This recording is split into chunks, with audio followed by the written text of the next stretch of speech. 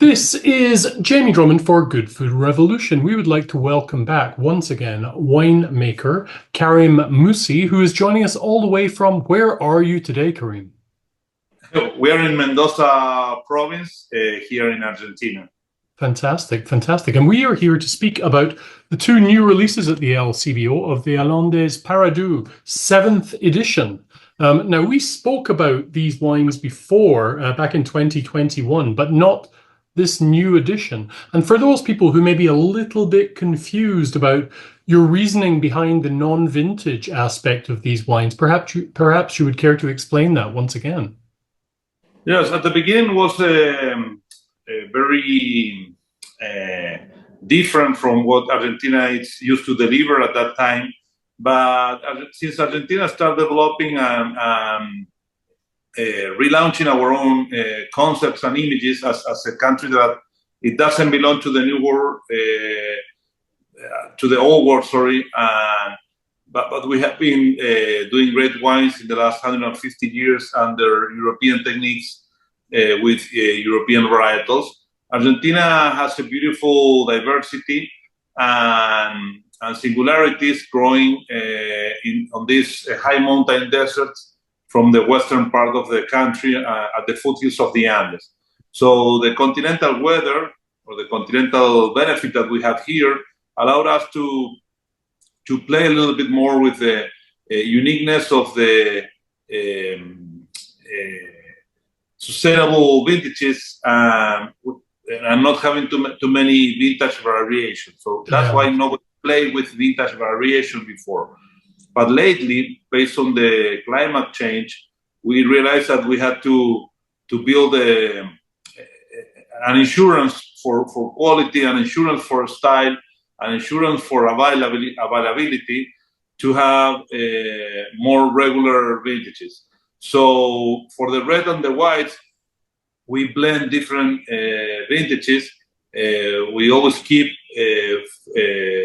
wine or juice from the previous harvest to keep those ingredients, especially here that we have 5 different varietals, or here that the whites age in a completely different way. So that's why we developed the non-vintage concept.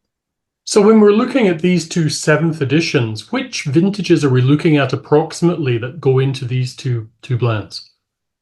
Well, the concepts are different because here we blend blindly at least 3 different vintages. Oh, I see.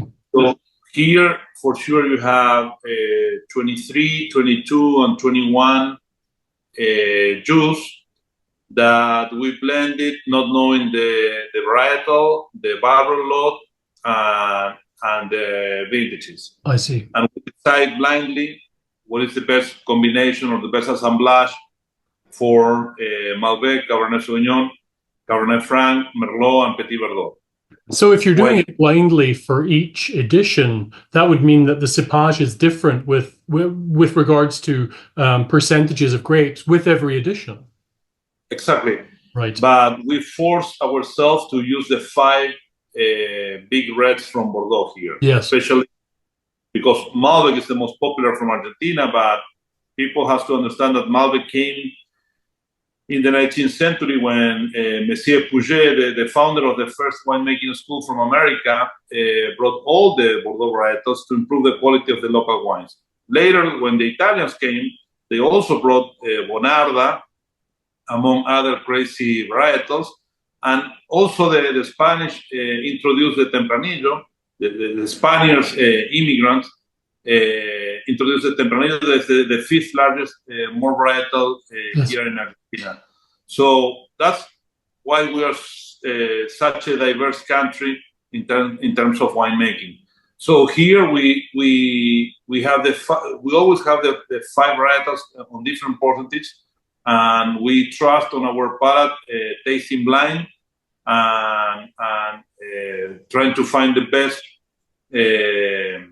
blend possible. While here, what we do is like a perpetual reserve. It's more likely a champagne, because here we have the full lot of the last vintage, for example, the last vintage that we have, the only vintage winery, the vintage wine that we have at the winery is the 2024 Blanc de Blanc.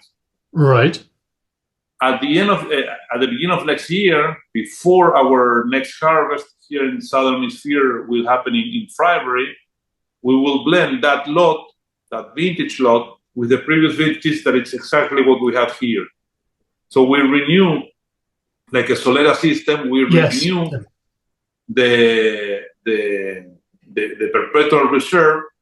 We bottle 80% and we remain 20% on barrels, and leave room for the 2025 juice that is coming.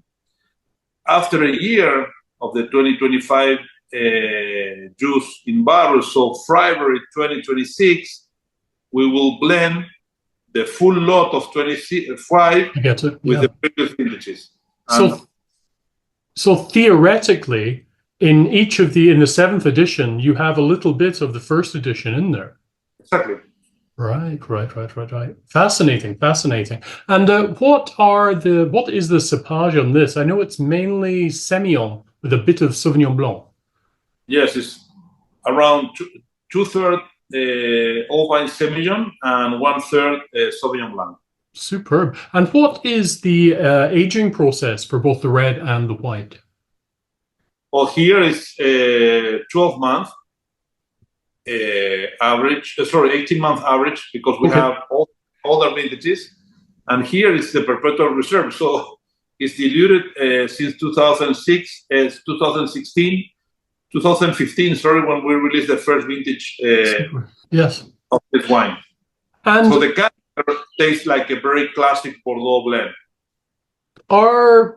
When you're making these wines, did you have the opportunity to taste many of the great wines of Bordeaux to get an idea of what you were going for there? Well, sure, but keeping the identity of Argentina, because people have to discover two things here: the style of the house, obviously what we consider the best quality or the best performance for these wines, but also the traditional profile from a region that has a large influence around every wine country or every new world country, like Argentina, because we have developed an incredible quality and identity that is just starting to be shared with the rest of the world. People just know Argentina by Malbec, but it's easier to understand for the Canadian consumers, because we also have a very strong European background, French or English or German or Lebanese, like in Quebec, but we live in the new world. We live 5 hours behind the European time zone. So we know what it means living in the new world. We understand everything we produce in America as a continent, on the very northern extreme like Canada to the very southern extreme like Argentina. So we are connected by the same formation that put us on the same understanding of what we like and how we live here. We are a melting pot, like in Canada, where not only our wines, also our food, our music. You're a music guy like me, so you understand that even our music is connected from our backgrounds and heritage, adapted to the new world. Indeed. Now, these two wines, I have had the opportunity to taste them in this edition. They're immensely complex wines. And I got the feeling that these are wines that they're built for the long haul. These will only improve if one cellars them. But you have made them very accessible early on into their lives, because they're drinking wonderfully right now. Yes, that's one of the benefits of the high mountain desert, because we have such a beautiful availability of sun that all the phenols ripe properly, but not dropping the total acidity. So growing grapes at almost 4,000 feet or 1,200 meters above sea level, with a huge diurnal temperature change, more than 20 Celsius difference between day and night, we have a very long ripeness period with and very slow. So that's allowed us to, even our young wines, younger wines, to taste very drinkable. I'm very curious as to how these two wines would age with time. How is the first edition of both of these tasting today? 2012, 2015. And they are still looking beautiful. So we guarantee 10, 15 years without any problem. Fantastic. How do they develop? How does the white develop aromatically, and how does the red develop? Very classic.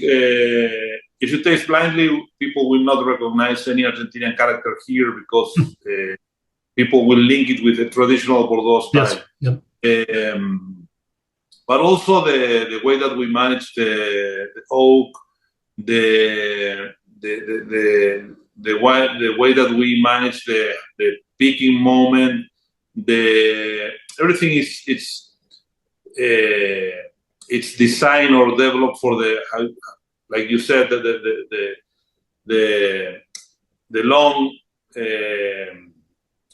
long-term vision of our winery strategy. So we are making the wines that we are going to enjoy in the next 10 to 15 years.